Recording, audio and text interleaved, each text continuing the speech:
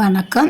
இன்றைக்கி நம்ம பச்சை பட்டாணி, காலிஃப்ளவர், உருளைக்கிழங்கு போட்டு சப்பாத்தி பூரிக்கு ஒரு குருமா எப்படி செய்கிறதுன்னு பார்க்கலாம்.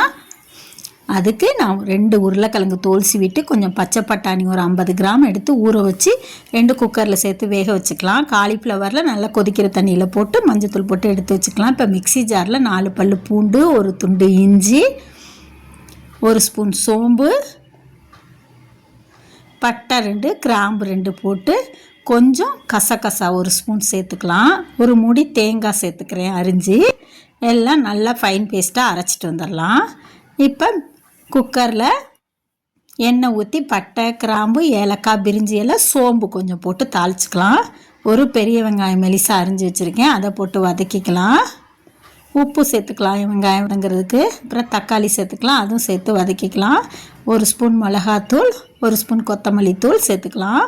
இப்போ தேங்காய் பேஸ்ட்டையும் அதோடு சேர்த்துக்கிட்டு காலிஃப்ளவர் அதையும் சேர்த்துக்கலாம். இப்போ உருளைக்கிழங்க மசித்து பச்சை பட்டாணி எல்லாம் சேர்த்து தேவையான அளவு தண்ணி ஊற்றி நல்லா கொதிக்க வச்சுக்கலாம்.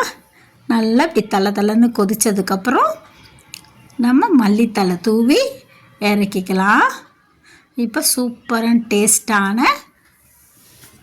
குருமா ரெடி. இது சப்பாத்திக்கு பூரிக்கு சாப்பிடலாம். தேங்க்ஸ் ஃபார் வாட்சிங். எங்கள் சேனல் பிடிச்சிருந்தா சப்ஸ்கிரைப் பண்ணுங்கள்.